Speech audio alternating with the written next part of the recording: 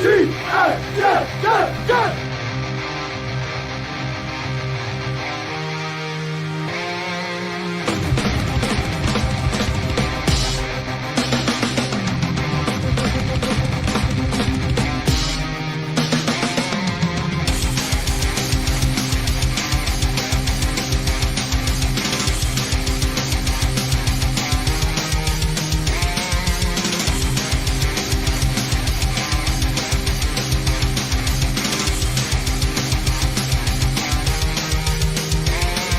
job today, man. It's one at a time, and we'll get the job done.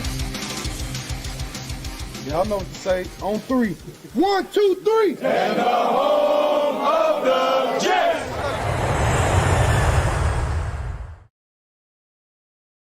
What is going on, everybody? A new football season is upon us as the Eagles are champions, and we're all moving on.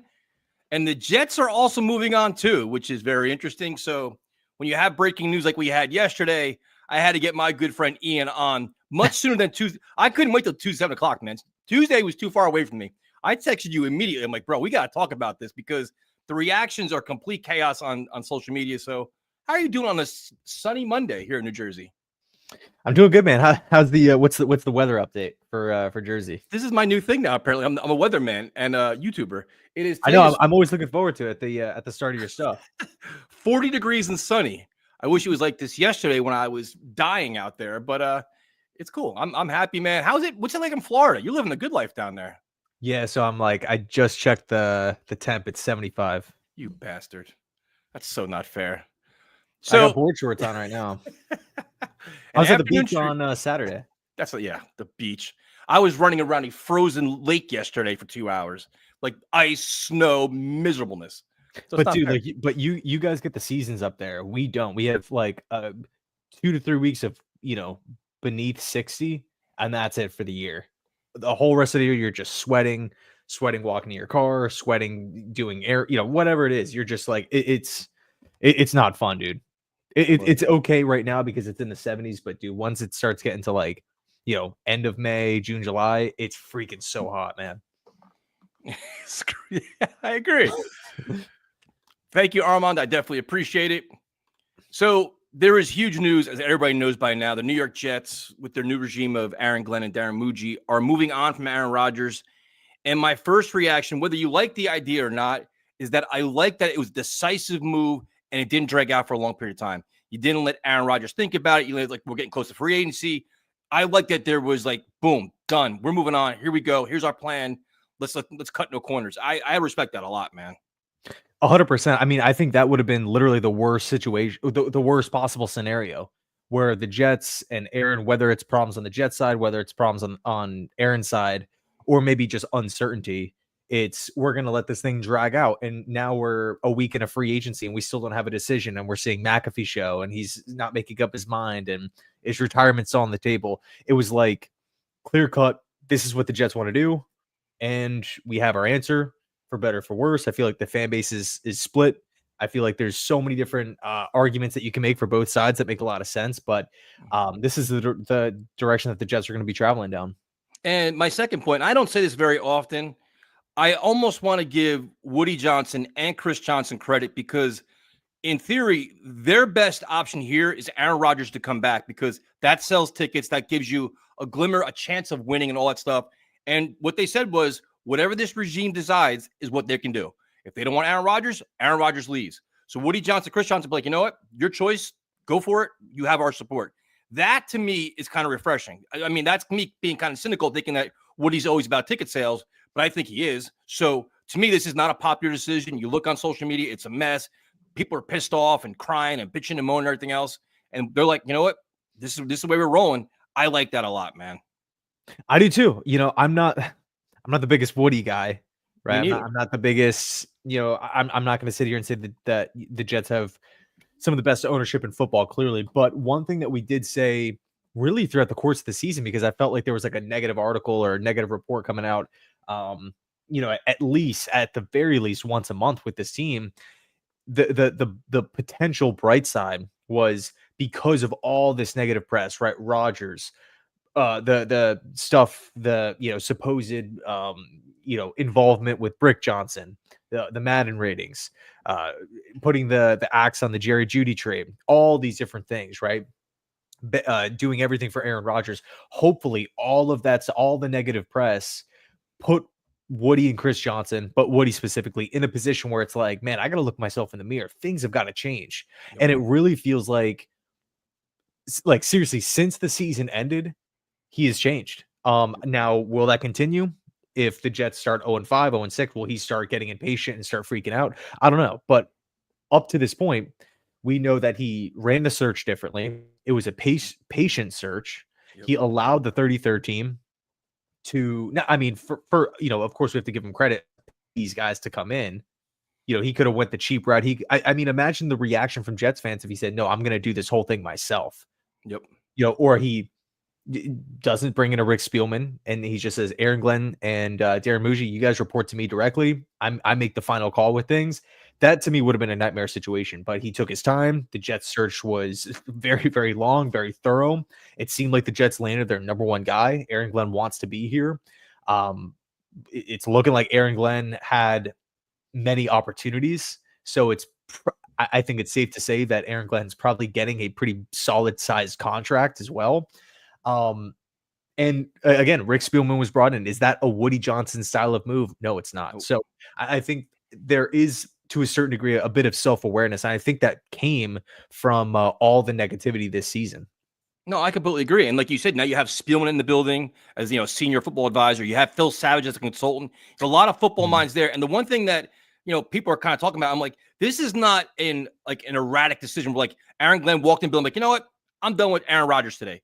You got to think he did a tremendous amount of film study, research, cap analysis, every little thing he did to fit in the offense, who they want, who they can get, and be like, you know what? This is the best move for our organization to win long term. Like everybody keeps telling me, well, the best chance to win this season. What are we winning this season? Like seriously, like this isn't about one season now. That was the last 2 years. Win now is the last 2 years. The Jets, as they're currently constructed, are not a Super Bowl team. They're just not. They need a lot of help in a lot of places. That's just the facts. You gotta redo what Joe Douglas undid. You know what I mean? Like defensive line no longer a strength. You need safeties. You're gonna need receivers. You need all these things. It's like now it's like you may have to bite the salary cap hit this year, bite the bullet a little bit this year to get better for the long-term success. For me, this is a big picture move. I'm not living in a silo. And the one thing that pisses me off the most is, bro, I'm tired of losing. Think I'm not tired of losing? I hate losing. I hate being out of by Halloween. I hate being out of irrelevant in December. But at some point, we took our big swing. You got Hassan Reddick. You got Devontae Adams. It didn't work because the coaching staff was incompetent and it didn't work. So now you rip the Band-Aid off. You own your mistake. You eat it this year. You put together a clear, concise blueprint to go forward, and this is part of it. So I have no problem with it. If you want to believe in Aaron Glenn and his vision, then you got to trust what he's doing. We have no other choice. I understand, first-time head coach. He also has excellent resources around him to bounce ideas off of. You think him in a conversation with Bill Parcells about this? Bill, this is what I'm thinking about doing. Like, he's not some idiot by himself saying, I'm just going to do this wild move and hope it works out. They have a plan. We don't know what it is yet, but I trust it because everything the Jets have done the last 15 years hasn't worked, right? Win now approach, Band-Aid, get this guy, it hasn't worked. So now you clean out your front office, you're wiping out pro personnel guys, you're wiping out the scouts, you're wiping out everybody. A whole new mindset, a whole new regime. Here's a word everybody hates, culture. You're changing your culture. And part of that is removing the biggest star in the room who's on the tail end of his career, who could be a divisive force, however you look at it at times. But it had to be done, dude. This is honestly the right move, especially with a first-time coordinator and you're implementing a whole new offense. You know what I mean? It's like, because you had to, when Aaron Rodgers was here, you had to cater the offense to him. You had to have Nate Hackett. You had to have this. Like, we're done catering to people now. Now it's about the system. It's about your program. It's not about one player anymore. 100%. It's funny. It reminds me a lot of the Detroit Lions a couple years ago, where what was the win now move? What was the move at the quarterback position to get this team to the playoffs as fast as possible? Knock off Green Bay. Keep Matt Stafford. What did they do? They traded him away. Long-term vision. Stafford was great. Stafford, big name, first overall pick, whatever, but they traded, and of course it's not a one-to-one situation. The Jets aren't getting a haul back in return, but it's a similar philosophy in the sense of, what this move is just not in our timetable right now. We have to make the long-term play. These extra draft picks are really going to help us. Matt Patricia, Bob Quinn, this just nightmare of a situation that we're inheriting now is it's not going to be a 1 year overnight fix. Boom, we're back in the playoffs and everything is going to be great. What are the facts of the 2024 New York Jets? What are the facts? 5 wins. Aaron played all 17 games. His system, his coaches, his players. Was every single loss on Aaron Rodgers? No, it wasn't. We can blame the kicker. We can blame the coaching. We can blame whatever.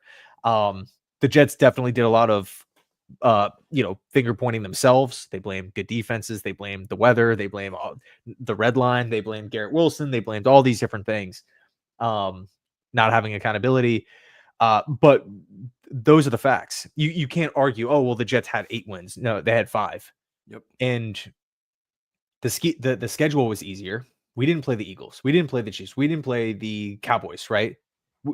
I mean, the season prior, we had Zach Wilson with a harder schedule and a lesser team. No Devontae Adams, no Hassan Reddick, right? Yep. And we won more. We were more, I would say, more competitive and more accomplished as an overall team.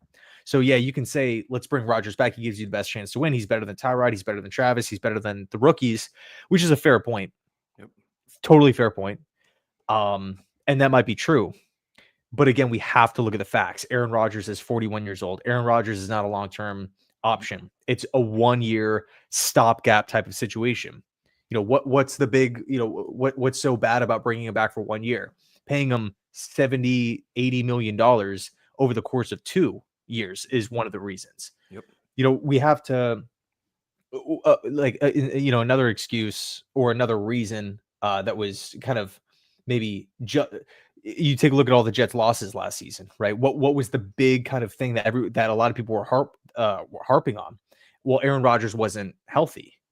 He's out there, he's trying to battle back. He's not going to let the Achilles beat him. He's dealing with the ankle, he's dealing with the knee. Yep. But once he started to get healthy at the end of the season, once the schedule started to, lighten up, Dolphins at the end of the year, Jaguars, Mac Jones at the end of the year, now all of a sudden we're starting to see the offense come alive. But that just proves the durability concerns. 1 year further into his career, what happens if he's dealing with the same knee, the same ankle? What happens if there's a tweak in training camp? What happens if he misses 10 weeks? Yep. Right now we're rolling out Tyrod Taylor or Jordan Travis anyway. Only difference is that we have Aaron Rodgers on the hook for $60+ million in 2026 and 23.5 in 2025, assuming no pay cut was talked about here. But to me, it's the right move. It's the long-term play. And I think one thing that we can both agree on is we want the Jets to become a well-ran organization. Ravens, Eagles, Steelers, Bills, Chiefs, right? Take your pick on Lions, right? Packers, all of these teams that are just well-ran. They know who they are. They know what they need. They know how to address needs. They don't reach. They don't, it's about winning football. It's about getting better and winning football games. And you can't do that overnight. You look at all those teams, it's not just we have to go sign this savior type of player. We need to hire this savior type of person. It's just, there's more into it. Yep. So to me, long-term play here, this is what the Jets got to do. If you bring Aaron Rodgers back for next season, you have to look at the age, you have to look at the money, you have to look at the injury concerns, or not injury concerns, durability concerns. And even with a healthy Rodgers, I mean, again, the Jets gave him every single thing he wanted, the players, the system, the coaches, and it resulted in 5 wins, getting blown out against Arizona, blown out against Buffalo, losing to almost every single good team that we played against outside of Houston. That to me is a problem. Yeah. And it's all that's well said, actually. It's all those things. It's also a new offense with a new staff and all this. So what you said is exactly right. Aaron Rodgers was given everything he wanted here. And this is what you had to do. When you bring Aaron Rodgers to the Jets, you got to cater to his every need because he's not going to come here, first of all, and you want to get the best out of him. They tried that. Unfortunately, year 1, he got hurt. That sucks. Year 2, didn't work out. Hurt, this, that, whatever else. Now it's year 3. But we all had a kind of in our eyes, it was a 2-year window. And that's exactly the 2 years we had. And it didn't work out. But now it's like you need that new direction here. So now you have a new offense, new all this. Now you're going to be like, well, we want to have this, but he can't do that. He can't do this. He wants this. Now it's like, to me, it's like I don't want a power struggle in the quarterback room. I don't want a power struggle in the offensive room. I want it to be one cohesive unit that's moving forward with the same direction, the same leader, the same culture. And the one thing that Aaron Glenn kept saying, he kind of hinted towards a lot of things. We're like, there's no player bigger than the team. They're not. We have one voice, one vision here. And I think that Rodgers doesn't even fit that mold, to be honest with you. I'm not being critical. It's just the way he is. So it's ripping the Band-Aid off. To me, it's like you're delaying the inevitable if you keep him. If you keep him this year and you get whatever, you win 8 games, whatever else, guess what? Next year he's gone anyway. Now what? We're in the same friggin' boat we are this year, we are next year with less cap space, right? It's pretty much the same thing. Well, if you factor in the Devontae Adams contract and Allen Lazard contract, right? Because you got to imagine if Rodgers comes back, the Jets would keep both Adams and Lazard. 100%. That is 37 mil, 38 mil for Adams, 10, 11 mil for Lazard per year. Plus, dude, how much money is that? It's a lot. That's got to be $90 million invested in the 3 players over the 2 years, at least. No, much more. Because Rodgers is 23 this season. Adams is 30-something this season. Next, in 26, Lazard would be 10, 11 million this season. Rodgers 60+ next year. Adams same hit, 30-something. Dude, that is so much money. Does a 39-year-old first-year GM want to try to – because we have a lot of roster holes. Yep, 100%. Right tackle, tight ends, 3 safeties, really. A starting D tackle, rotational edge rusher. What's going to happen with linebacker? Are we going to bring back Sherwood? CJ Mosley's probably out. Corner 2. What if no one steps up? Are we going to address a position there? And yeah, of course we have the draft, but dude, to have that much money tied into 3 players in like a short term, I mean, you know the AFC, man. Buffalo, KC, Cincy, Pittsburgh, Baltimore, Houston, even the bad teams, I assume are going to get a little bit better. Jaguars with Liam Cohen, Titans #1 overall pick. We'll see what happens there. Will Indy bounce back? I mean, Denver's a playoff team now. Chargers. Raiders with Pete Carroll. Yeah, Chargers, Harbaugh.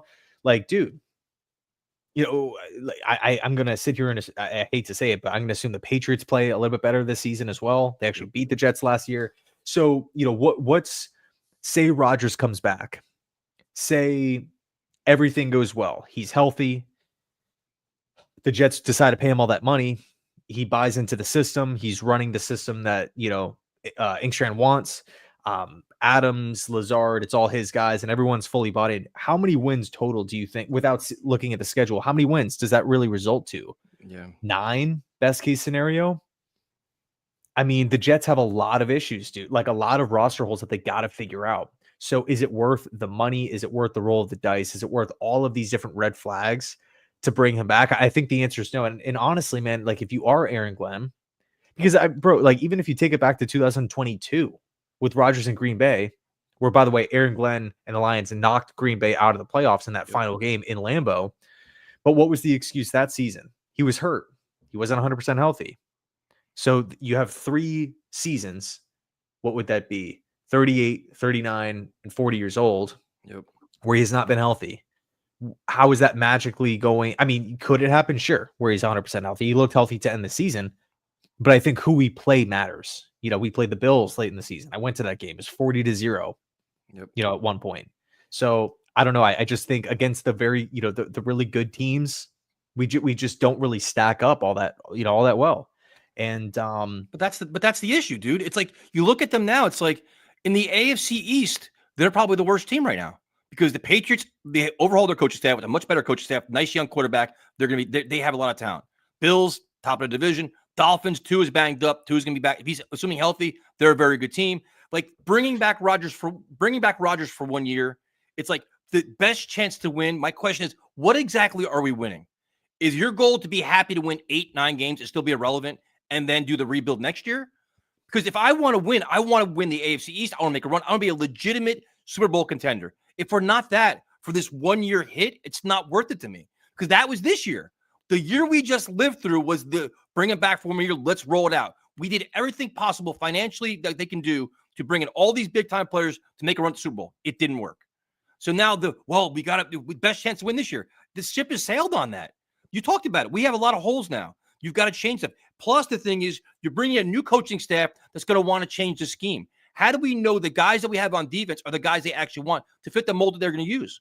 The guys on offense, you're going to need 2 receivers, that tight ends, like all these different things. There's going to be a lot of change this year.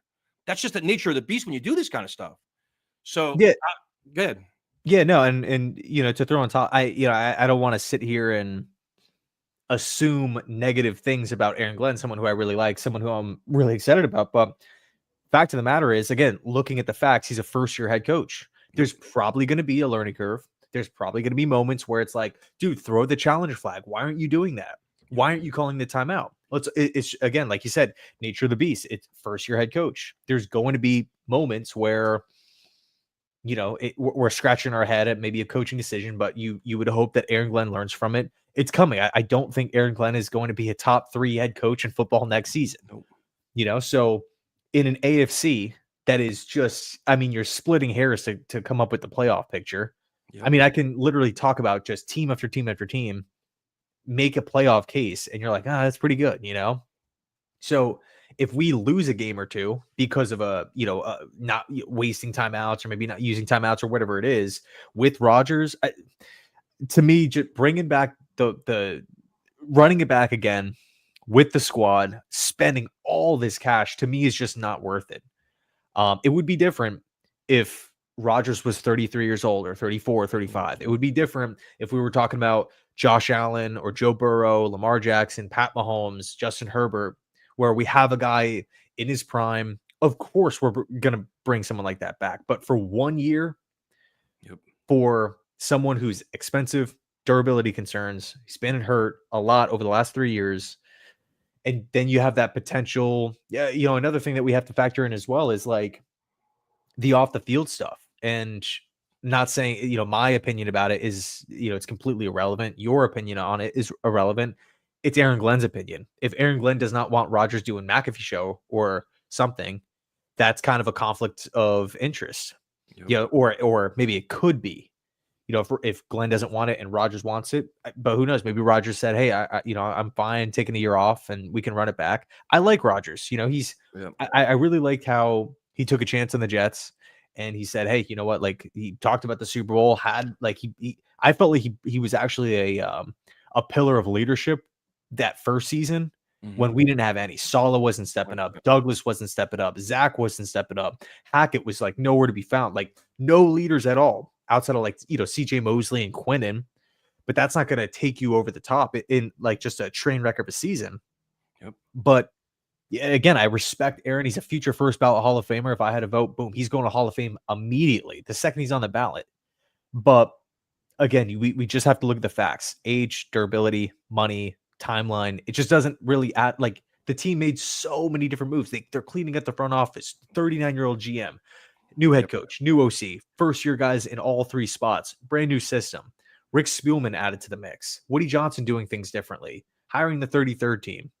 All of the, they're letting go of guys that are like longtime staples within the Jets front office. They let go of someone who was with the team for 16 years, man. That's a long time.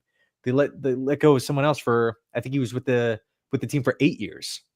Yep. Like they are making huge decisions here. Why keep like Rodgers to me doesn't really factor into like the young rebuilding team. Now, who knows? Maybe Rodgers goes to Pittsburgh and balls out, and I'll be happy for him. Yep. But to say, oh, well, the Jets should have kept him based off of Rodgers' performance, with another team next season is just, I feel as though it's an unfair argument because that's not going to happen with the Jets. Yeah, I think Aaron Glenn's trying to implement a whole new style here, a whole new, just like have a different voice in the locker room, a different message throughout the entire organization. And I think when you clean out all the guys like you mentioned, which is like it was needed for first week, all the leaks, all the negativity coming out of the building was coming from somewhere. You're weeding out all these longtime people, bringing in literally your guys. So now it's like you're all on the same page. You have your vision for players. You know what the salary cap's going to be handled like. You know what contract negotiation be like. You're taking out all the gray area and be like, listen, this is our plan with our guys. We're going to sink or swim that way instead of trying to inherit things or Band-Aids or stopgaps. It's not going to work. This is not a 1-year plan. It's a 5-year plan, a 4-year plan. And the first year is always the toughest year but it's not impossible. You saw the Denver Broncos eat Russell Wilson's contract. You find a way to do it. Muji was actually there for it. He saw that how it all goes down. But I'd rather eat things this year. I'd rather cap it this year. Do this way, understanding the light at the end of the tunnel, right? Because right now it looks like, we're not going to, they're not going to win 12 games this year, pretty much, But then he's like, well, D'Amico Ryans did it. He also had C.J. Stroud. The biggest challenge for his organization is finding the quarterback. We know that. And the process starts this year. But at the same time, you want to get your offense instilled. You want to have your message instilled. You want to have your program developed now. And I think Rodgers would hinder that, to be honest with you. Yeah, man. I mean, again, I like Rodgers. I like how we took a chance on the Jets, but it's just I think a question that needs to be asked. Because I feel like the narrative is bring Rodgers back and make the playoffs. That's what's going to happen. Or you don't bring him back and we're going to get the number 1 pick. Right. Aaron Rodgers, to me, does not he does not that gap in between isn't that much. The way I'm looking at it is if Rodgers came back, 8 wins. If he's not there, 5 wins. To me, that's not worth $80 million. To me, that's not worth prolonging everything. As in, the 1 year type of thing. The only argument that I feel like has a lot of weight in keeping Rodgers is if he gets brought back, he plays well, the Jets make the playoffs, that basically buys Aaron Glenn time and it gives him validation. I'm a good coach. This team is horrible.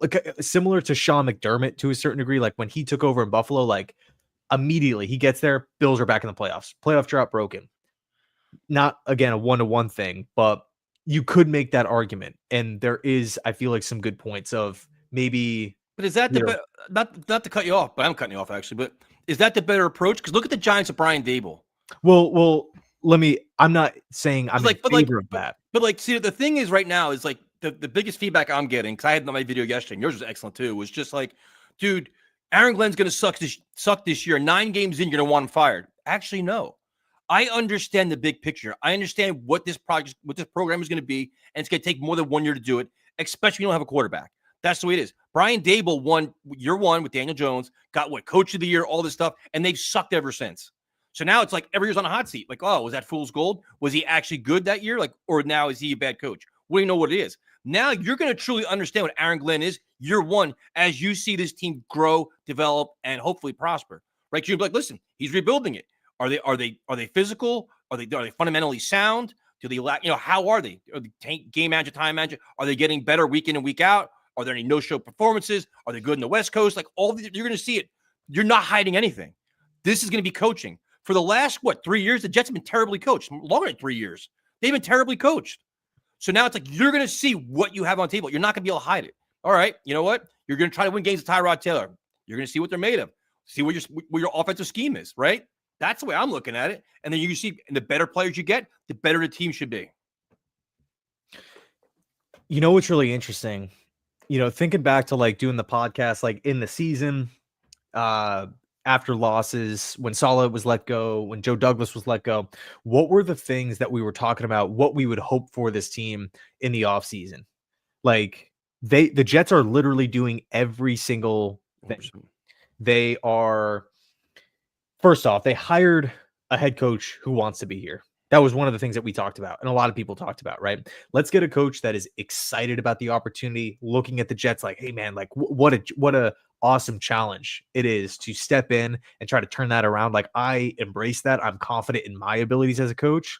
I'm not going to be scared. Oh no, the Jets are too hard. Right. Yeah, I don't really want that job. That's Aaron Glenn. We picked that up in the intro presser. He wanted to be here. How many opportunities did he have? He was a finalist in Washington last year. He took a head coaching interview with the Jets how many years ago? Back when he was with New Orleans. Yep. Before he was even a defensive coordinator, he had interviews with the Jags, the Raiders, the Bears, all these different teams, all these different opportunities. And even if he stayed in Detroit, he would have probably gotten 4 or 5 head coaching interviews next year. Yep. So he wanted the Jets job. So we got that answer solidified, someone who wants to be here. What else do we want? We wanted the team to allow the football guys to make football decisions. That's what's happening. Mm-hmm. Football guys to make football decisions. What else did we want? We wanted a experienced veteran who could potentially maybe sit above the GM or point him in the right direction, no matter who the GM is, but someone who can maybe bridge the gap between ownership, who, which is a group that's been labeled as dysfunctional by many, and the new guys running the show. We did that. Rick Spielman. I think that was just a slam dunk hire, man. And also, you can argue, why would Aaron Glenn take the job? Why would Rick Spielman take the job? Why would all these guys take the job if they didn't believe in their own abilities, but they didn't think that the Jets were, a solid environment to actually have success? Yeah. Like, to me, there's got to be, because, bro, Rick Spielman has it made. Former GM, consulting job, works for CBS. He jokes around, he lives on an island, and he's coming out of retirement to work as a senior personnel executive for the Jets, one of the quote unquote worst ran teams in football. Aaron Glenn, he's been one of the most coveted head coaching candidates for how long? And he's choosing the Jets. I thought he was going to go to the Saints. So did I. I mean, that just felt like really the Jets or the Saints, but the Saints, to me, if I'm splitting hairs, I felt like it was like Saints 51%, Jets 49%. More of a seamless fit. Already has worked, hand in hand with the owners over there with Mickey Loomis. He's already coached in New Orleans. He knows what that's about. But he chose the Jets. He said it himself. And I don't think that was like, oh, let me just hype up everyone. Because but I think there's one of the really important thing that we talked about was we needed a no-nonsense guy here that wouldn't get pushed around by the media, doesn't give a rat's ass about what the fans are saying like that. Like, you need that hard-ass guy in here to shake things up and hold people accountable on every level. And that was the one thing, like, the more solid talk, the more he talked himself out of a job. He's like a used car salesman just spewing out slogans and all this. It wasn't believable. Nobody bought into it. And there wasn't that level of, like, intensity or, like, the Jets right now have been a rudderless ship for how many years now? You need a no-nonsense guy to come in here and just cut the nonsense out. We're done with this. We're done with all these games, all these slogans, all this other stuff we're doing here, and clean it all up. And you need that hard-ass approach after the soft approach. And that was desperately needed. And to me, the press conference was good. I know they don't mean anything, but to me, it's your tone setter. And the best thing was when Cimini asked Aaron Glenn about, well, Bill Parcells said, no, I'm not Bill Parcells. I'm Aaron Glenn. I know exactly who I am, and this is my vision. Like, this is my program. The way he addressed the Aaron Rodgers conversation, I'll talk to him when I'll talk to him. It's not done yet. They tried to bait him into it. I'm not going to answer that question. We haven't done it yet. They need that now. They need to just get everything tightened up in the front office, in the coaching room, and that's starting. And that's important too, man, because there's too much freedom. There's too much complacency. This team is too used to losing and justifying it. And you got to change it by doing these things. You got to shake things up. Got to make guys uncomfortable. The players don't like it. You can leave. It's not like anybody here's been winning 15 games a year. These players aren't winners right now. Like, I saw like Quinn Williams is upset and this guy's upset. I genuinely don't care. Right? Like, you can't care about it. You haven't won. If you cared so much, you should have won 12 games last year. When your coach got fired, it should have inspired you instead of quitting on him. You quit on the whole team. You guys all gave up last year. So to me, it's like, I don't care about nothing but winning, trusting this process now, cleaning it all up, and moving forward. If it's an unpopular decision and they think that's what's best for your organization, cool with me, because nothing else has worked. Seriously, they've done what the fans have wanted for 3 years now, and it hasn't worked at all. So we don't know anything, right? So it's like, this works for me. Yeah, I mean, it's like to look at this Rodgers situation again. It's like, if this was the Chargers moving off of Justin Herbert, it's like, dude, what are we doing? If this was Dallas moving off of Luka, it's like you're waking up to that news. What are we doing? But 1 year, expensive, injury concerns, potentially could rift or clash with the new coaches. I think Aaron Glenn is just like, you know what? What did we do in Detroit? We built it from the ground up. It was a mess before we took over. It was a mess. Like, I was I was talking football with my mom around the holidays, and she's just like, "What's up with the Lions? Like, what's up with the Lions?" I'm like, what do you mean? They're fun team to watch. Play hard on defense. So they're just super creative on offense. They got this like fearless leader as a head coach, former players all over the place as coaches. She's like, yeah, but every single Thanksgiving they are losing. They are terrible. They're 2-10. They're 1, whatever it is, right? And I'm like, yeah, they've really just kind of changed the culture over there. Yeah. But it goes to show, like, you can change around, flip the script, turn the tables on the poorly ran organizations. Yep. Agreed. The teams that have a long history of losing, the teams that have long playoff droughts. I know Cleveland had a bad season this year, but it feels like Stefanski's the guy there. They have a lot of really good players. Yep. Buffalo, like growing up, Buffalo is like not even a threat to make the playoffs every single year, not even a threat. Now they're a freaking juggernaut in the AFC. And you can make this argument for a lot of teams, but the reason why I keep bringing up the Lions is because, of course, Aaron Glenn was a part of that turnaround. He helped Dan Campbell everybody was in lockstep. And I think that, you're looking at the types of moves that the Jets are making. It's very similar to how the Lions did it when they first started off, bringing in the former players as coaches, taking risks on guys that they want, making moves that is unpopular at the time, doing things or saying things that's unpopular. Oh, we're gonna bite kneecaps. Everyone made fun of him. Colin Cowherd talking about Lions hiring Fred Flintstone. Yep. Oh, they're taking a running back at 12. What are they doing? Running back position is dead. He's top 3 back in football now. Jamison Williams, he's off the field. Like what's going on here? He's working out. They're firing a proven guy in Anthony Lynn. They're promoting Ben Johnson, someone who's unproven. This team has talent. This is the hottest coordinator in football, so it's like, yeah, these moves can be unpopular at the time, but what's the saying? Rome wasn't built in a day or something. Look at Dan Campbell's first season. What he went 4 or 5 games? It was bad. Year 2, 0-9, 0-10. Yep. I mean, and then they flipped it around. So it's going to be a long process here. Now, I'm not saying buckle up for this 2-win,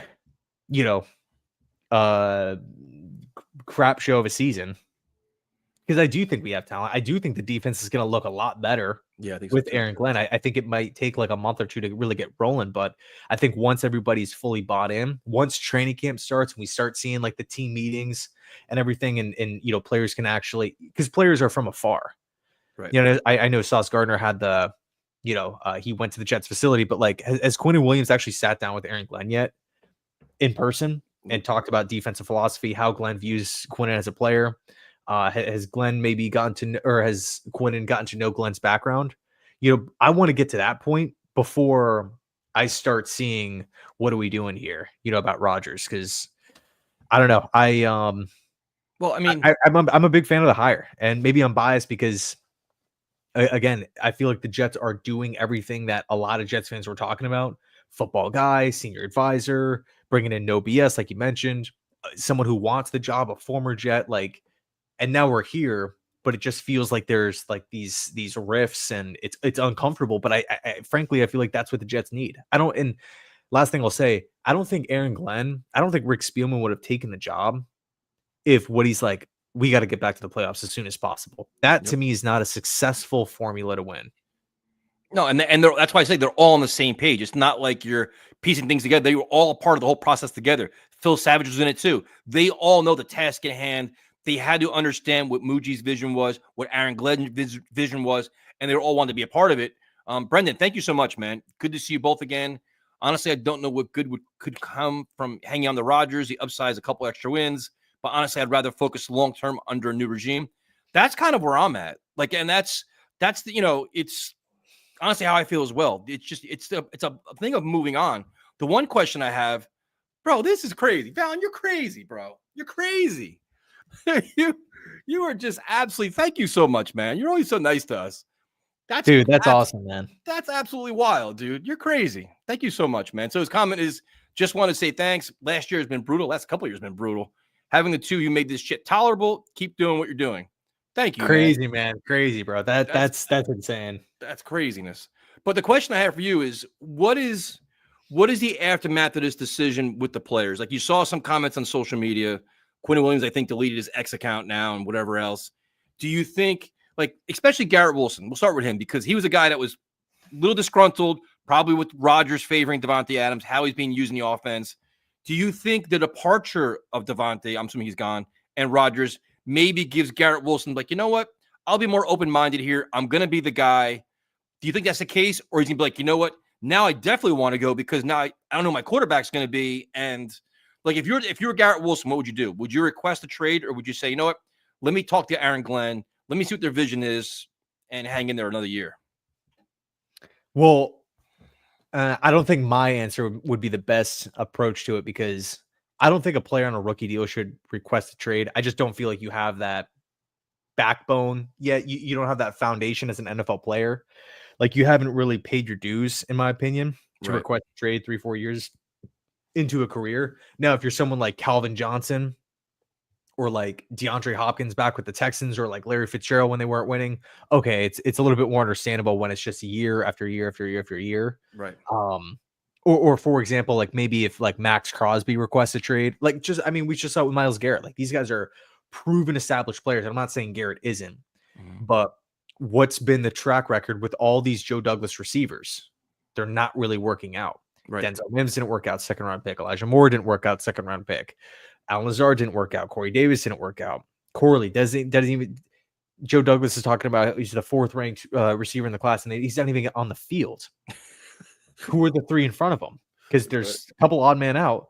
Keon Coleman looked pretty solid for the Bills. He did. Brian Thomas looked great for the Jags. You know, where's the disconnect there?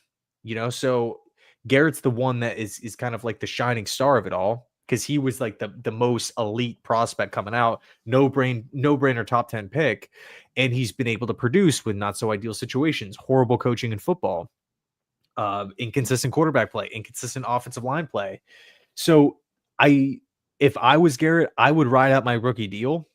That's just me. I just don't feel like I have the maybe privilege to request a trade so young in my career, but that's just my kind of personal outlook on it. I think he will. I think, and like what because we think win-win for him. Yeah, it's a win-win for him. But I think at this point, he wants to be in a position where he can get the best numbers he can get so he can make the most money that he can. And he could probably look at it like, listen, man, I'm getting my 1,000 yards, but I'm not getting my $30 million a year based on what I'm doing right now. I want the opportunity to get those numbers to get that money. If I'm having Tyrod Taylor and Justin Fields doing that, am I going to get that? Or if I get traded to the Commanders, I could do a lot better with that. So I could see both sides of it. So I'm just curious what he feels about this. Like, what could be the Jets' selling point to him? Or they could say, you want to be traded? How about we give you a new contract now and be proactive with it? I'm not sure they do that, but it's going to be really interesting because this is he would be the focal point of the offense now, right? He'd have to be him and Brees. Yeah, I would say so. I don't know if maybe I'm glitching on my end or if it's on your side. But yeah, maybe it's on my end. So I don't know if you guys can hear or see me, but yeah, I think Garrett will request a trade because again, it's a win-win. He requests a trade? What's going to happen? The Jets will either be forced into paying him, to get the big deal. Mm-hmm. They will going to get the big deal, or he is the Jets can play hardball, right? Oh, you can request the trade, but we're not going to do that. But then it kind of makes the Jets look a little weird in the public eye, kind of similar to how the Niners were viewed with the whole Ayuk situation, where he requests a trade. He's deleting all the Niners stuff, and boom! All of a sudden, everyone's just like, San Francisco, why aren't you going to pay your guy? He's talented, he's productive, he's homegrown. You drafted him in the first round. There's all this noise, and then the Niners are like, okay, we'll pay him. And now Debo's on the block, but that's what I think. Would you rather trade him or pay him? I would rather pay him. But if Garrett does not want to be here, and it's just like, all right, I just can't turn down the money, I'm just going to sign it anyway and just ride this thing out. I don't want him, but that should be vetted out beforehand. Yeah, like I don't want to. Because like you hear the term all the time, or like the argument all the time in baseball where there's like no cap, right? Give the player so much money to where he can't say no. So he just chooses you, right, even though he might be eyeing somewhere else, but he's just like, I'm not going to turn down this much. I don't want that to be the situation with Garrett. If he truly wants out and does not want to be a Jet and does not want to, work with Aaron Glenn and do this, then I'm fine trading him because I don't want players that don't want to be here. because what's the alternative? They don't want to be here. Are they really going to be giving it max effort? Are they really going to be, working their tail off in practice, in meetings, really, attentive, taking notes and just being on top of everything if they don't want to be here and they're just waiting for the contract to end, happy with what they get with the big contract? Like, hey, I got my 30 mil a year. I really don't want to be here. And even Aaron Glenn said that. He said, we want guys that actually want to buy here and be a part of our program. That's what we want. Like that. He literally said it in his press conference, or one of the images I saw. Like, and I think he has a sense of what's going on here. I'm sure he did his research. He's interviewed plenty of players and knows what's going on with the Jets locker room, what's going on with the team, where's all the problems at. And I think it's just like, are these guys half vested? Are they just like they're getting their last paycheck in the NFL? It's from the Jets. They're just going through the motions, and you saw that in effort with some of the guys last year. So he's really interesting. Guys like Sauce, I think Sauce will probably want to play for Aaron Glenn because he's a defensive-minded guy, former corner. I think he'd be all right. Brees is already talking about, in the NFL, you win about running football and defense. I think that's what the Jets are going to be this year, is all about physical defense and running the football. So Brees has actually got to be happy about that, in my opinion. I mean, what do you think about that? Yeah, totally. I mean, if we're running the same offense that the Lions did, or something like 90% of the same stuff, it's going to be under center. It's going to be, the quarterback relying on the running game, involving multiple backs, having those, multiple offensive linemen out there producing and doing some good things. I will say I felt like the past, like early on in the season, there were some issues with the running or with the offensive line, like with run blocking specifically. But I think like the Jets are just made for a young coach to kind of step in and say, hey, you know what, we want to run the ball. We have offensive linemen. I mean, look at all the youth on the O-line, ABT, Tippmann, Olu, Simpson, for the most part, he's relatively young. Right tackle, they got to figure it out. But how many teams in football can say, yeah, we're 5 wins, but we have 4 out of the 5 offensive linemen figured out. All we got to do is find one. Free agency, trade for one, draft one, whatever. All we got to do is lock down right tackle and we're good. I mean, that's such where were we at, a couple years ago? We need a left tackle, we need a left guard, and keep in mind, Joe Douglas was trying, but his options weren't working, right? With Laken Tomlinson being overpaid, and it's just not letting Morgan Moses walk initially.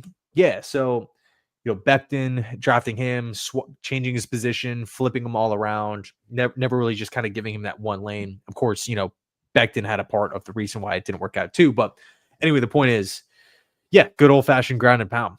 We have the O linemen, we have multiple running backs. All the running backs are cheap. All the running backs are young. None of them are. It's not like Alvin Kamara or, one of these older backs where you're kind of like waiting. Okay, this is like the last year. They're all like, I would be shocked if, all 3 backs aren't involved, or if we're taking a look at the total numbers, the yards, the touchdowns. I think all 3 are going to have solid numbers next season. Now, that's going to take pressure off the quarterback. This is an interesting comment from Armand, where he says Brees is going into the last year of his deal. They should trade him. See, that to me is like, we'll see how we do. I like the way of thinking, but I'm not going to do that before the season.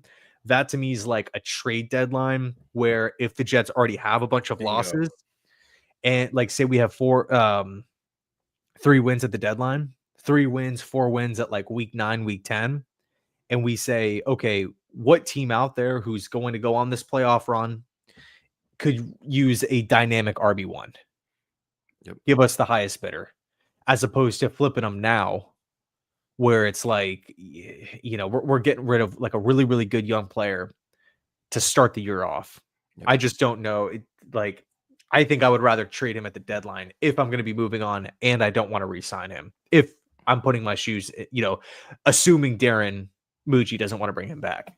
Yeah, or doesn't want to pay money, I should say. And assuming that he's fully vested in his team too, where he's coming in with an open mind, fresh start, like he's embracing the program and the change, and he's not being like a divisive force. Like if always like Brees Hall has the great mindset, like I'm looking forward to this offense, can't wait for this. You see he's training hard, preparing, studying the film.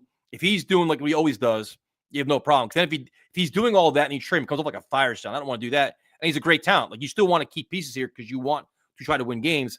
Now, the question I have for you, and this is probably our last question, but it's going to be probably the hardest question we have to answer is, so who's going to play quarterback this year? And it's interesting because first of all, thank you everyone who watches our videos, especially your videos and watches our streams. I appreciate it. But I have a couple of people that rip me to shreds, like, bro, you are always ignoring and counting out Jordan Travis. I'm like, no, I'm not, because we don't know who he is, right? It's like he's been hurt. Great player, Florida State. The injury was gruesome, but now it's like, what could you honestly expect from him? He hasn't even practiced yet. We don't even know what he is, where he is healthy, mentally, physically. We don't know anything about him. To say he's going to be like, you want to compete for a starting job, that would be tremendous. But to actually count on him this year to be a viable starter, is it even reasonable? Or can you be like, you know what? The one guy was saying, well, have Tyrod play this year, groom him this year to get him somewhat healthy, and next year he's your starter. I'm like, not sure it's my plan either. Like, I just don't. He's on the team. You want to see you hope he does something, but to count on him right now, I can't do that. Yeah, I mean, the way I'm kind of looking at it is, so for Jordan Travis specifically, I kind of view him the same way that I did with Bryce Petty, where it's like mid-round pick, has potential, but we don't know who he is. So if he's impressing in practice, if he's winning the quarterback job, if he's impressive in meeting rooms, like really breaking, like being able to understand and diagnose the defense, then awesome, let's freaking roll. Like this is sweet. But if he doesn't work out, to me, like the sky's not going to fall. Right. He was a 5th round pick. And granted, he was a great college player, but I'm not going to, place the weight of the franchise on his shoulders when he couldn't even practice last year. Yep. And everything that he learned was the Hackett system. All that's trash now. It's going to be a completely different style. So the way I'm looking at it, but with that said, like, I'm not giving up on the guy. Obviously not. Yes, he's not a Darren Muji guy. Yes, he's not an Aaron Glenn guy, but he's still going into his 2nd year with an upside. So what I would honestly do for this season with the Jets, I would do actually what the Bills did with Rex Ryan when Rex Ryan took over. He's like, hey, we don't have a quarterback. We're going to bring in as many names as possible, realistically, and say, we don't have preconceived notions. We're just going to let the best man win. We don't care who it is. The best player in practice, the best player in preseason wins the job. It was EJ Manuel, who's a 1st-round pick, Matt Castle, who was a veteran QB that they signed that offseason, who was like expected to be the guy. Rex knew Tyrod from his days back in Baltimore. So he's just like, you're coming in on a cheap 1 year. And then I think they brought in Thad Lewis, and they just said, you 4, whoever wins the job. And it was Tyrod. He was the most productive in preseason. He took care of the football, even though it was expected Matt Castle, okay, on paper should be the guy. Right. Kind of like, who was it? Not Jimmy Clausen. Who was the Green Bay Packers backup who signed the big deal with Seattle, but Russell Wilson? Matt Flynn. Yes. Right. When Pete Carroll was there, it was just like, hey, best man win. And Russell Wilson won the job, and boom, he took off, and the rest is history. But I would have that same approach. So, I would bring in 2 other QBs, Tyrod, Jordan Travis. I'd probably sign a free agent, like a cheap veteran one, not like a Sam Darnold, because I don't think Darnold would want to come here. And either for that last quarterback slot, I would either draft one in the late rounds or trade for one, flipping a late round pick. For example, Sam Howell, Hendon Hooker. Hooker's interesting. We talked about him last week. Now, the question I have is, do the Jets try to make a move? He's not available yet, but do you look at, say, if a Derek Carr becomes available, is that a guy that's not necessarily a Band-Aid quarterback? He's not going to come cheap. Do you go a guy like that? Jameis Winston, everybody, I know Justin Fields is a name everybody mentions. First of all, I think Fields probably stays with the Steelers now because they move on from Russell Wilson. He goes to the Raiders. But I also think Fields may get some money too. You have a decent amount of money invested in Tyrod. Do you go the route of considering a Derek Carr if he's available? I don't think they go Kirk Cousins or nobody like that. Or do you say, you know what, we'll go Tyrod, Hooker, Travis, and draft a young kid? How much money would you allocate? Like, would you want that Derek Carr name to be like, you know what, that could appease some fans where it's like, listen, the guy's won a lot of games in the NFL, proven, he's still young, maybe could appease some of the concerns about this whole perceived rebuild and like doom and gloom season? Or do you say we don't care about that and go with the lesser names with more variety in the room? I think so. For me, honestly, I'm looking at that 2026 QB class. Dude, there's so much talent there. It's a loaded class. It is. And I think one of the issues that the Jets would maybe find themselves in if, God forbid, they reach for one at 7. But if they take a Jackson Dart or whoever, Quinn Ewers with 47, now you're like, okay, well, we might not. He's only been here for 1 year. If the Jets end up with a high pick, we still have this young guy. We just drafted him. We just invested him with the new regime. It's, the first quarterback that they acquired. Does that now take us out of the Drew Aller, the Arch Mannings, the Fafitas of the world? There's a lot of Carson Beck going to Miami. That's a big Rick Spielman guy. So I mean that's literally exactly what happened with Cam Ward. Cam Ward, very impressive at Washington State, declares the NFL draft. He gets word, mid-round guy, late-round guy, go back to college. Yep. Goes back, becomes one of the biggest. Well, he's actually one of the biggest transfer quarterbacks or guys in the portal to begin with. Goes to Miami. Now he's being talked about as the number 1 pick. Carson Beck, same thing. NFL draft buzz. He could go. He's injured. That's going to affect. I think he actually injured his throwing arm, if I'm not mistaken. I think it was. And it's I'd go back to school. I mean, even before the injury, he wasn't talked about as QB1. So does he go to Miami, freaking light it up, and all of a sudden he's being talked about again as like a top 5, top 10 pick? So there are quarterback options in 2026. I don't necessarily want to reach on a quarterback in this class that's considered a weak QB class, and be tied to that one, because if you take 2020. If you take this year's crop of QBs, Drake May, Caleb, all the rookies, Bo Nix, Penix, all of the ones for next season, all of the ones from the season before as well, where does Quinn Ewers and Jackson Dart really stack up? And they're so far down. Yep. And the way I'm looking now, if you want to take one around 5, around 6 to compete with Travis and Tyrod, I'm cool with it. Like a Kyle McCord if he falls or something. Right. But say you take a QB with that second round pick, okay, you can argue for it. But if it's not a quarterback, that's probably a starter. The Jets can go out and select a right tackle. The Jets can start, they can select tight end there. They can draft a safety there. Like pick 7 and pick 47 are, to me, are 2 starters, right. 2 new starters coming in. And if you want to take one of those away and replace it with a quarterback, in a weak quarterback class where it's considered a reach to draft or a reach at that given spot, given the QB value, I just don't know if that's the smartest play for me for a team that has a lot of just roster holes. And granted, you don't just, purely draft for team need, but that's just kind of my way of thinking. Okay, so then we take out the drafting and say the first 4 rounds, not taking a quarterback, just in theory. So then we're looking at free agents.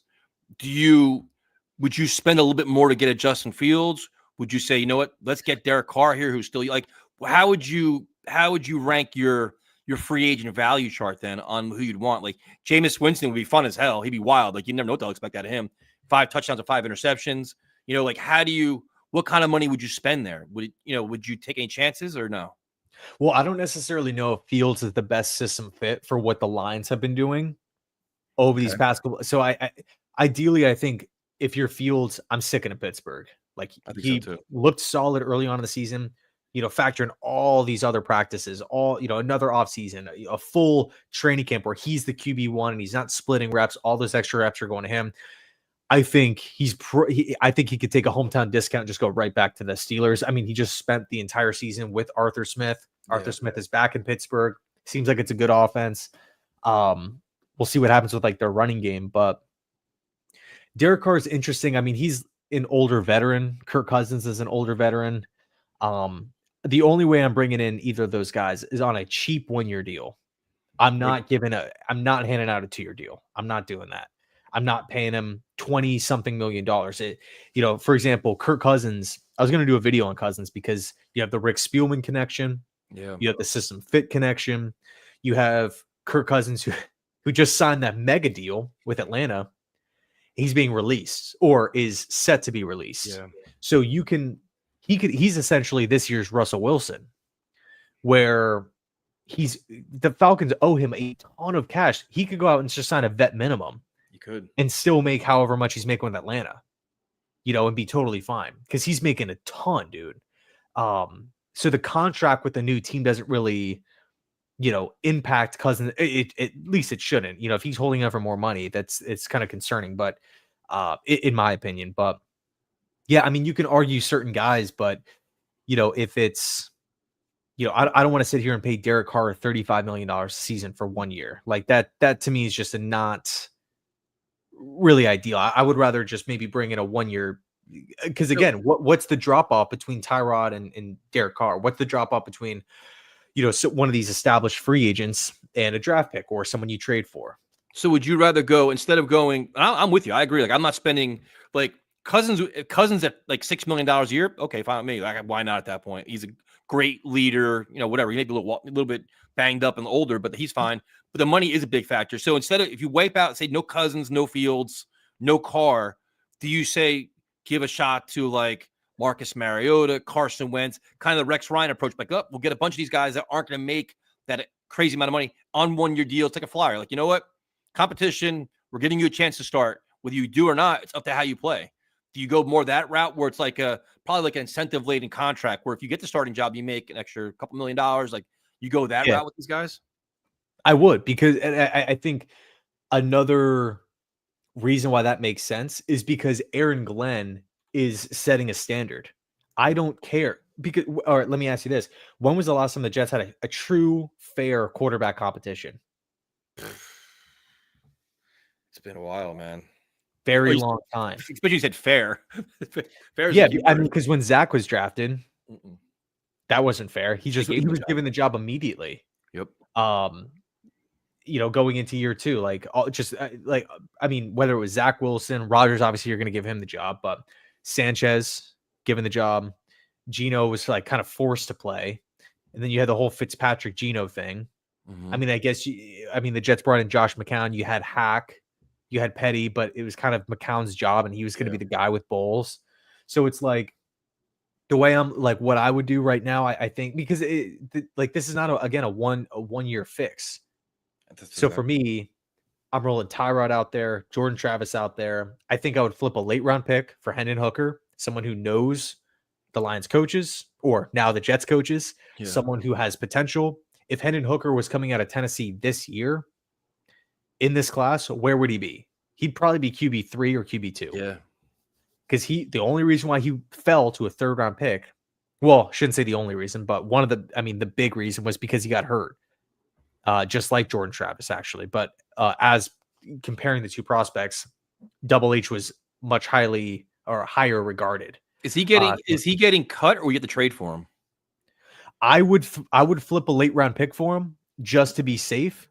But I think Aaron Glenn probably has the info on that. Like, this is someone who's maybe on the roster bubble because he's in a weird spot with Detroit where he has no experience. Yeah. But he's 28 years old, and he's like a talented backup, but he's not the guy. Goff's the guy.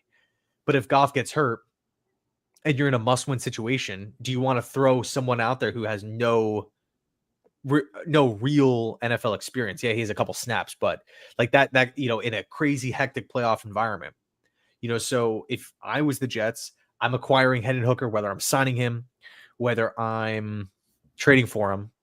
So I have those three, and then I think I would bring in a fourth, whether it's a Jacoby Brissett, whether it's a Mariota, whoever. Yeah. And I'm just saying, out of the four of you, the best person that wins in preseason and in training camp, more so specifically in training camp, we're going to analyze all these guys. How are they as a teammate? Are they helping each other out? Is there some selfishness going on? Yep. Is there, maybe habits in the meeting room that separate one another?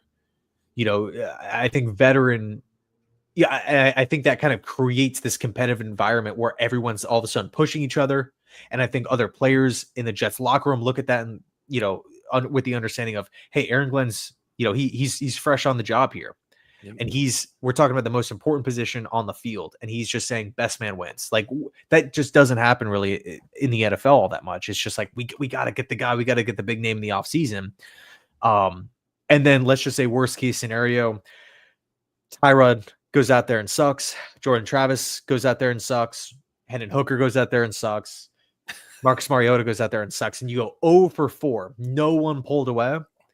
chances are we're going to have a high pick in 2026, and then you go with that guy after a draft class, which would be this season, where you're going BPA, you're attacking needs, Yeah. because if we can, let's just say, okay, 2 safeties, 1 DT, 1 receiver, 1 tight end, 1 right tackle, right? So let's just say, and cornerback 2. So 7 total needs for the Jets. Yep. Like not, of course we have to round out the depth and everything, but just like looking at just team needs, 7. Could we knock all 7 of those out in 2 off seasons? So 2 free agency cycles, 2 draft classes. This season, if we draft, let's just say position of need / BPA with our round at 7 and 47 and just eliminate quarterback, say we draft Ted McMillan at 7, boom, we have a great wide receiver option. That's 1 need gone. Yeah. And we draft Trapilo, the right tackle from Boston College in round 2. Boom, we're getting better on the offensive side of the football. We're adding 2 young pieces to kick this thing off. And keep in mind, we're not talking about free agency at all, but we've dropped it down from 7 to 5 with 2 pieces that we feel good about. And so, then you follow into 2026. Okay, well, we still maybe need a dynamic tight end. Okay, well, we can maybe sign one for like $9 million a year. Yeah. That's another need gone. Then, so you see what I'm saying, right? Yeah, of course. That's my approach, right? Just kind of round out the roster, build out the roster, get guys that want to be here, get guys that you feel like are great culture fits and systematic fits. I don't want to be getting guys in that are going to point the finger and that are going to be, half-assing it on the field. No, not flocking to the football, not playing through the whistle, stuff like that. And that's why I think like the big name hunting, I think, is gone now. Like we chased all the big names now, and I think the approach can be more methodical, more getting your like the blue collar guys, like trying to get a good bang for your buck in terms of your cap space. So like free agency, I think is gonna be a different approach this year, where you're gonna get like those grinders, those hard nosed guys to try to help change your culture that way. Where maybe in a year or two you go for say that big price free agency. But I think that's not going to happen this year at all. I think you're going to see a whole different approach, including at the quarterback spot. I think it's going to be the same thing. Like pretty much what you said. They're going to try to get quality guys, but you're not going to get like these huge, that huge talent right now. Yeah, I mean, like again, like if we look back at Detroit when they acquired Goff, like they were buying low on Jared Goff, dude. Yeah. No one wanted him because he was the Rams had to throw in 2 first-round picks and more, along with Jared Goff, for the Lions to take Goff's contract. Turns out Goff is now one of the best QBs in football, and Stafford's still great. It worked out for both teams. Yeah. But the Rams were short-term, win now immediately. Lions long-term, okay, we got to, build this thing out. And Brad Holmes came from LA. So he knew, he had the backstory. Okay, we were here when Goff was picked number 1. Like he has potential. We saw some great seasons, but that contract is huge. They can't afford him, but we can. So, and who knows? Like what if Hendon Hooker shows up and he has a season where he throws 22 touchdowns to 4 picks? Then, a lot of things can happen, so that's personally what I would do, but I'm not looking for, again, just talking about those 7 needs, 8 if you want to throw in quarterback. Yep. Realistically speaking, with the $20 million in cap space, are the Jets going to knock all of those out? Nope. And to kind of tie back to the start of the stream with Aaron Rodgers, imagine being Darren Muji, having those same list of needs next season in 26, and you're looking at what you have to spend, and $63 million is going to Rodgers, and 38 is going to Devontae, and 11 is going to Lazard. You're like, okay, well, what do I have left to work with? How do I build up this roster? We got to go out and start undrafted guys. Yep. So, no, I completely agree. I completely agree. It's like it's a new approach, man, that you have to take. It's a necessary evil at this point. And like I said, it's when you take the big swing the last 2 years. This is the aftermath of it. And now you have a whole new coaching staff that has to make difficult choices. I respect how they went about doing it. They were clear, decisive. They knew the plan. Ownership bought in. And like I said, a lot of things we wanted, it happened in weird ways, but you got Spielman in the building. You got Savage as a consultant. So it's a lot of interesting things. The last guy that we see mentioned a lot is Matthew Stafford. I don't see that happening, dude, because it looks like that's like another Aaron Rodgers win now move. And I don't think this team is in a position to do that financially or in terms of what they have to give to get him. I think it would be, I don't think it's a wise move at all. I love Stafford, but I'm not going to sit here and, I don't think Stafford would want to go to the Jets. No, me neither. if he's getting moved, there's some teams that are like, I don't think he makes sense for the Raiders. I don't think he makes sense for the Browns. I think he makes sense for the Steelers. Steelers, exactly. Yep. But then what do the Rams do? Yeah, Rodgers? All of a sudden Hackett's the QB coach or something. Like, I don't know. Like, it's just, I think it's going to be a really exciting offseason. Yeah, no, it's again, this is going to be interesting. It's going to be a process, and you're learning what this front office is all about, learning what the coaching staff's about. We're learning what kind of players they want, what kind of money they want to spend, how they negotiate contracts, and everything else, man. So it's to see the reactions. Like, I understand both sides of the Rodgers argument. I could see the case. We'll bring him back and the reasons why. I don't agree with them. That's why let's make the world go around. But it's been interesting, man. Yesterday was just wild seeing how like the chaos on social media. I never thought there'd be some meltdowns that I saw. That was just and you know, something I do want to throw in there, like everyone is entitled to their own opinion. Yep. And like, if you are a fan that doesn't want Rodgers, you're justified. If you're a fan that does want Rodgers, you're justified. Why? Because there's solid arguments on both sides. It's just really your personal opinion on how you want to view it. Do you want a short-term fix? Do we want to get back to the playoffs as soon as possible? Or do you want maybe the long-term prosperity? Yep. There's no right or wrong answer. We've seen teams build it out like the Lions, where it really feels sustained. Like the Lions are going to win at double digits again. Doesn't matter about the coordinators. The roster is that good. Yep. And then we've seen teams win in the short term with like the short-term fix, like the Rams, Jalen Ramsey, Odell, Stafford, you know, getting all the, you know, the big name guys, and trading all your draft picks. Like we've seen both paths work before, but the key to it all is coaching. It's literally coaching, man. Look at this. What's going on here, you guys, today? What is it? Everybody, thank you, man. That's crazy. You guys are crazy today. Everybody festive this whole new season or something like that. That's crazy, man. We definitely appreciate that. Yeah, that's awesome, man. Definitely did not do that, bro. What's going on right here these days? Absolutely nuts. I lost my train of thought now, damn it. But no, it's interesting to see where the Jets are at and all the reactions. We all want the same thing. It's just you want to win, but we're all tired of losing. You want to win as soon as possible. There's different ways to go about going about it. But you also got the most important the thing about the teams you mentioned, the Rams, coaching, dude. It comes down to the coaching. Like if you have a great coaching staff or a great head coach, that overcomes a lot of things. That cleans up a lot of mistakes, a lot of issues. That can win you 2 or 3 games you shouldn't win when you have a great coach. So when you take those chances, when you know, like if you're McVay, you can do all kinds of stuff, man. He knows what he's doing. He's accomplished. He's been there, done that. You know, you could take those chances. When you're an Aaron Glenn, you don't have that wiggle room because we don't know what the hell you are right now. So right now, the moves they're making, we're kind of backing with blind faith, saying, you know, it's like, all right, you're first-time head coach. We hope you know what you're doing based on your resume and the guys that are around you. We don't know. If he does this for 4 years, like, all right, we know you're a good coach. Like a John Harbaugh or Jim Harbaugh does something, we're like, okay, we believe you because you've done that before. We know you're a great head coach. So that's a big like a difference maker for a lot of teams. Is that prominent head coach Andy Reid? You see this, the same teams win every year. It's because their coaching staff. It's that guy in charge that runs the ship and keeps everything together, whether you change coordinators or not. Like look at Nick Sirianni right now, dude. They wanted him fired last year. Literally, I live an hour from Philly. The Eagle fans hated him. Literally hate him every day. I listen to, just out of curiosity, sports radio. Could not stand. Wanted him fired last year. Horrible. Changes both coordinators. Look at the year they had this year. Boom. Done. Super Bowl. Yeah. Yeah. It's I think it's gonna be a pretty exciting offseason, but the one thing that we do know, again, just focusing on facts, it seems like the Jets are completely okay allowing Aaron Glenn, Darren Muji, and I'm going to continue to throw his name in there as well because I don't think he would have taken the job if he'd had no say whatsoever. But Rick Spielman, they're going to build this thing the way the football guys want to build it. And if this is their decision, this is what they want to do. And the Jets are going up to this point, Woody is going to allow that to happen. And that to me is really encouraging. Last thing I want to say is, again, with this whole Rodgers thing, again, I just don't think it, you know, if Rodgers comes back, it's Rodgers is on the 2025 Jets. We're in the playoffs.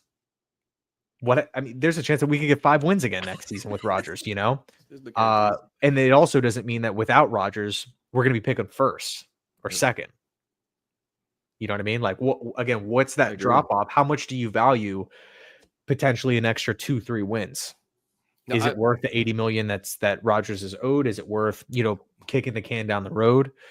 Because it's a 1-year thing. If Rodgers were to come back and say Rodgers comes back, he looks great, and then he hangs it up after the season.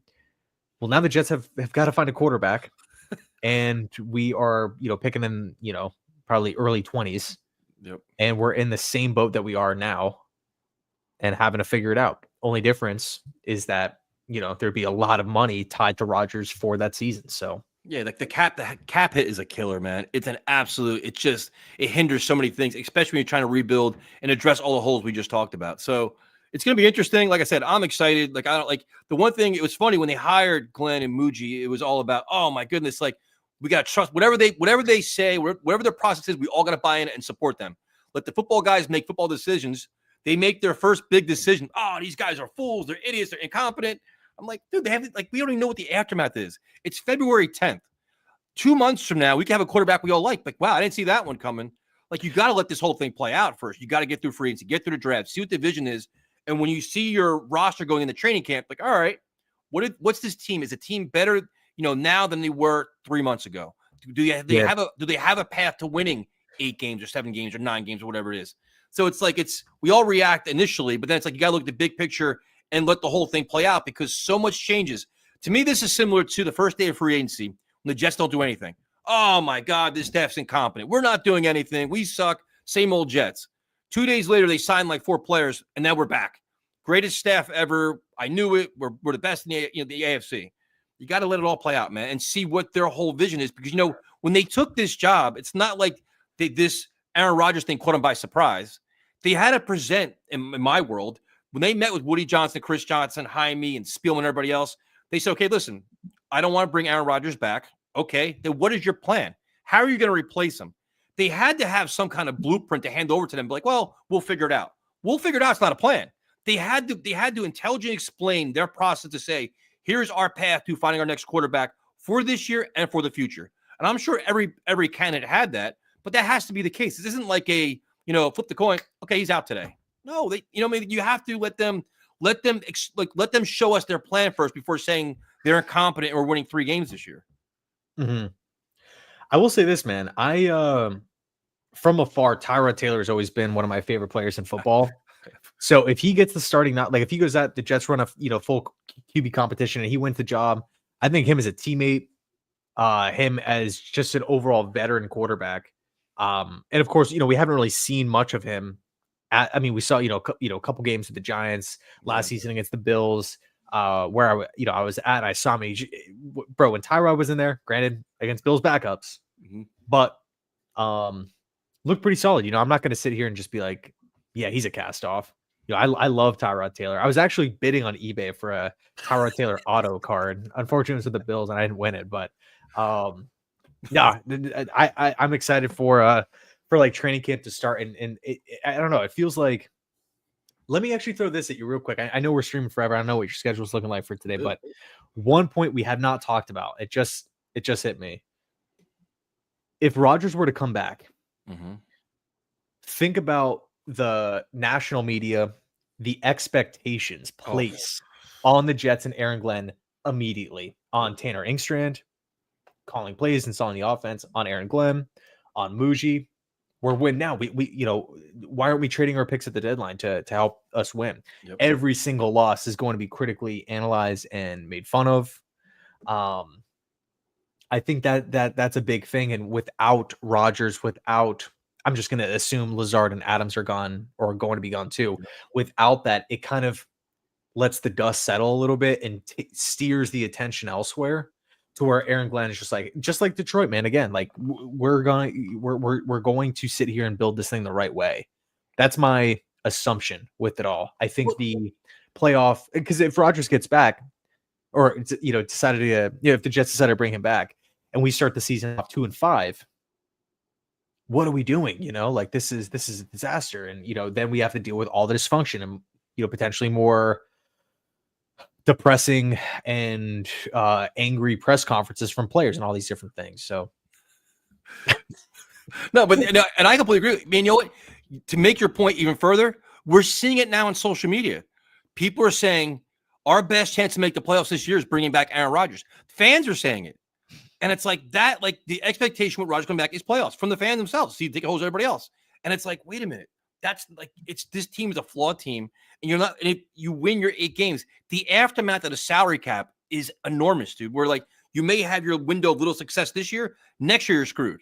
You just are, because the cap hits on everything is just going to blow up in your face. And it's, I don't know, man. It's interesting. Like, I respect everybody. I understand it.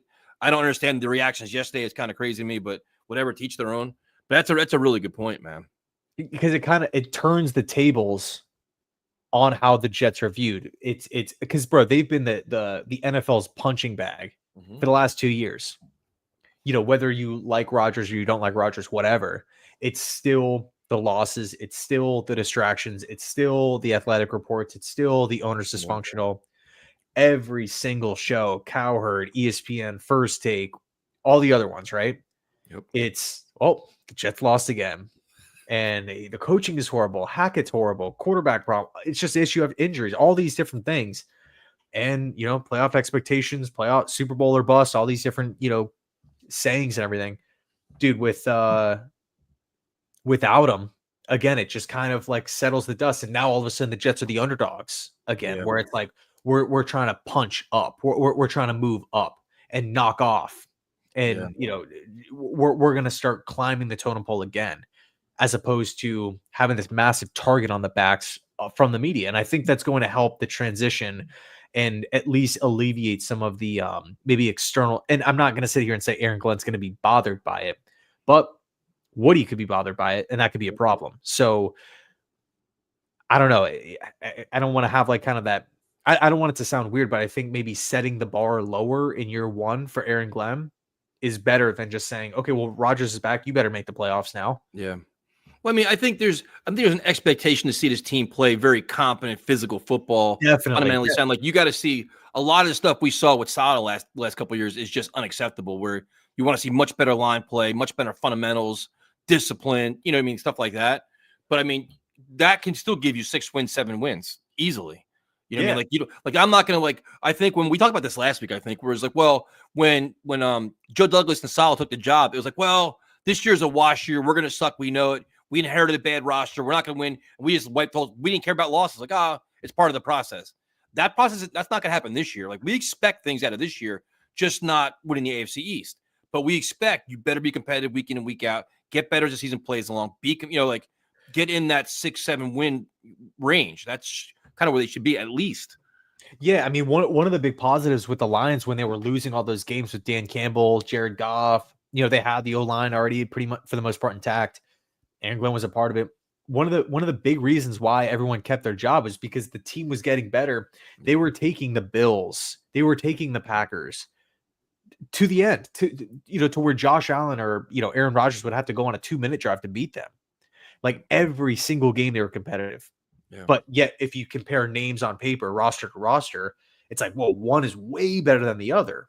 So yeah, this team on the right is losing almost every week. But it's like, whoa, they're rolling out undrafted guys. They have like 10 different team needs. It's a young coaching staff. And how are they competing with some of these top tier teams? So that, yeah, they're 0-5, they're 0-7. This sucks. Yep. But it's like, there's something here. And I think that's one of the main, like, look, if Aaron Glenn, if we're getting blown out every week, and we see, the same problems over and over and over again. We're seeing, leaks come out, and it's just the same exact issues with Saleh, catering to the public and everything like that. Then I'm going to have an issue. But as of right now, I think Aaron Glenn's handling everything. Like everything that I've seen so far is exactly what I would have done. Well, up to this point. The benefit that we have is we've seen so much poor coaching up over the last decade. We know what it looks like. You know, the team's not prepared, not well coached, not well organized. When the locker room's a mess, you'll know all about it very quickly. You'll see it pretty quickly. Like there was red flags of Saleh year 1 where you're like, this is a problem. Like you knew it was a problem. We'll know that pretty quickly here. Now, the one comment here was interesting because I get this a lot, especially over the last day or so. Are you willing to give the current regime 5 years to rebuild? They don't need 5 years. They don't need 5 Yeah. years to rebuild this program. You say 2, like this year, you clean up a lot of things. You add pieces, you clean up things. Next year, you add those pieces, and you should be back in the mix. Back in the mix, saying you're going to see a process, and maybe by year 3, you're legitimate. You don't need 5 years to rebuild. The biggest key to this is finding your quarterback. That's the answer here, right? It's like Joe Douglas. Well, it's got to be 5 years. I don't think it's 5 years, dude. I think 2 to 3. For me, I'm more concerned with the culture. This is like year 1 is about the it's about setting the standard, creating an environment to where players want to come here. If you are a Jet, you're going to play hard. You're going to be technically sound. You're going to receive great coaching. You're going to want to be out there.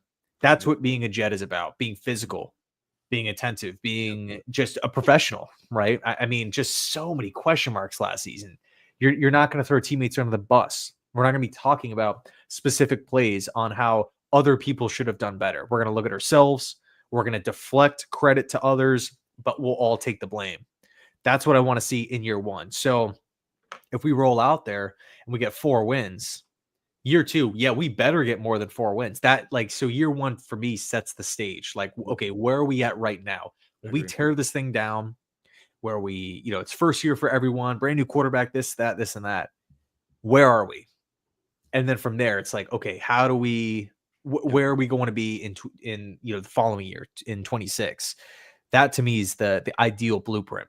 I completely agree. But if we start going backwards, 7 wins year 1, 4 wins year 2, it's like, okay, what's going on here? And I understand that every schedule is different and primetime games and this and that, short schedule, short, distances between cities and games and whatnot. But, with Aaron Glenn and Darren Muji, I'm not going to sit here and say, oh, well, by year 2, we better be in the playoffs, playoff mandate. I'm not doing that. The reason why it was relevant for Saul and JD is because they've been here for so long. Did we finish in last place? No, we didn't. Because New England finished in last place this season. Yeah. But I mean, I don't know, dude. Just Joe Douglas was here for 6. It shouldn't take that long to rebuild the team, especially if you have opportunities, but you're missing. Yep. It's one thing if you're picking 15th every year, but like if you're JD and you're signing a bunch of guys, but all of them aren't working out. Yep. And you're drafting a bunch of guys, and most of them aren't working out. And you have multiple cracks at QB, and both aren't working out. It's then there's an issue there. No, I completely agree, man. Like I say, it's a 2 to 3 year plan, but you see, this year is like you mentioned, this is a pivotal year to clean up your mess. Rip off the Band-Aid, clean up your mess, clean up the accounting, clean up your roster, and then you start finding pieces for your future and moving forward. You win games, but you're not I'm not saying win the AFC East. You do it great, but like then year 2, you take that big step. You see like development, the growth, and like I said, you can literally tell when this team's prepared, if they're well coached, if they're being respected, and then we go from there. Hi from Spain. What's up, my friend? Long time no talk. Jordan Travis is an unknown, man. That's unfortunate. According to everybody, he had a setback in his rehab last year. He didn't practice this offseason. We don't have any updates at this point, dude. I don't think Aaron Glenn offered one too in the press conference. I don't think he had any information to offer about him. Yeah, I'm just kind of like, hey, we'll see what happens there. Now, this is another good one too. This is a really interesting one. Tyson, how many of our players do we believe will be moved with AG not putting up with Twitter nonsense? The Jets social media nonsense. I know like Salah's principle was our team has they have a voice. Good. Yo, give me just 1 second. I'm just gonna flip off the camera real quick. I just gotta run and do something. Yeah, good. So the one question was, the players, they're all saying things. Salah had all that freedom, like they can do whatever they want. We don't care. I'm wondering if Aaron Glenn puts a kibosh to some of that and kind of cuts it back and has more more discipline. Quinnen Williams deleting his X account was really, really interesting. I was surprised by that. So we'll see. I don't know. This is a whole new regime, man. Yeah, I don't know how they handle the players, how they clean up the locker room, how they clean up the leaks. You're hoping with the revamped front office and a lot of guys being replaced that the leaks will go away, which would be nice because the Athletic has too many articles. When he wasn't threatening to take their phones away. I mean, I don't know, man. I don't know how it's going to be interesting. Like Sauce loves social media. He's been on and off it. I just think the Jets want to reduce a lot of the drama and a lot of the nonsense. So I think that's something Aaron Glenn talked about with the locker room. So we'll see how they handle it. What do you think about that? You think the Jets are a little bit harder on the players with their social media commentary? Because like the Jets lose a game, man, they're all over social media. They're just ripping everybody and going back at the fans. Do you think they kind of say, listen, man, keep more things in-house than putting everybody on full blast? Yeah, I really don't think anything is wrong with like the social media, like for players to have. So I'm not gonna, if I'm Aaron Glenn, I'm not gonna be like delete your Instagram, delete Twitter. I mean, these guys are professionals. These guys are, it's not a college program. It's not high school, But at the same time, I do think there has to be like a thicker skin overall. I mean, we cannot have, dude, after every loss, like people whining on Twitter about like, oh, such and such didn't have as many catches as he was expected to do, to have, or so and so didn't have, he didn't make that sack, or he didn't come up with this interception, or he dropped this pass. And we can't have, just everyone flocking to social media right after the game. Yep. You know what I mean? So, and this is a good one too. Are you worried that a lot of fans like Kevin don't want to go through another rebuild? I don't want to go through a rebuild either. Like, I don't enjoy having to discuss how do we find our quarterback, how do we find our answer. To me, this is a necessary evil. This is where we're at now, taking a big swing for the last 2 years. I don't enjoy it, but I'm curious to see how it plays out. And you take a chance with it. You're watching your team get redeveloped with a whole new vision, a whole new staff, a whole new culture, everything else. And maybe it works out this time. Maybe it does. We have no idea, but I'm willing to give it a shot. I think this is the best, like, based on what we have, this is the best approach they could take, in my opinion. So I'm not going to be doom and gloom. We're going to suck. I hate this. I hate that. We're incompetent. Same old Jets. I just can't be that guy. It's just not the way I'm going to roll with this. I mean, I'm not sure you think, but I don't know. Yeah. It's important to me. Yeah, in the same way. So, dude, we did an hour. It was another long stream, an hour and 30 minutes. What the hell's going on around here? Hey, man, it's going to be an exciting offseason. I'm pumped. So, as you guys know, we usually do every Tuesday at 7 o'clock. We alternate between mine and his channel. But I bothered him yesterday. I'm like, this is breaking news. I can't wait to Tuesday to talk about this. I'm going to go crazy. I want to get his thoughts. So we appreciate you guys joining us last minute, noon on a Monday. It's a new season. Eagles are champions. Now we all start over and try to figure this out. Free agency, I think, is what, a month away, right? I think it's about a month away at this point. I think it's March 13th, March 11th, something like that. Yeah. So obviously we'll start breaking that down. Free agency previews, who stays, who goes, who do we want? Looking at contracts, the draft, we all kinds of stuff to go through. So we truly appreciate the support. All the super chats today. You guys are crazy, man. You must have won. You know what it is? They must have won bets in the game yesterday. They probably had like all kinds of like prop bets they won. They're sharing the wealth. That's what it is. Dude, I don't know. Did you watch the game? Oh yeah, of course. It was boring as hell. Yeah, it was just a beatdown from start to finish. It wasn't even fun to watch, dude. By halftime, it was just like I was over it. Like I was like just had a couple drinks. I'm like, I don't care anymore. It wasn't. You didn't get the sense they were going to come back at any point, Mm-hmm. I mean, I was kind of prepared for like of course it'd be like just like the storybook. Chiefs come back, 20-something point deficit, three-peat. But Philly, bro, they just kept the foot on the gas pedal. I like that. I like that aggressive nature when they had the big lead and they kept throwing the ball downfield. I love that mindset, man. That was cool. Got Mekhi Becton got a ring. He's talking his thing today, which is fun. Bryce Huff got a ring. Didn't even play. He was inactive. Braden Mann, I hated that guy, dude.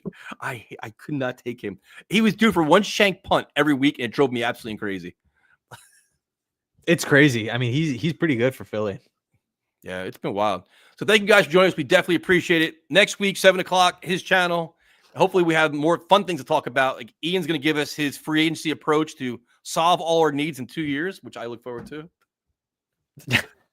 Hey, look, people, man, they when Detroit, when they first started that regime, they were clowned constantly.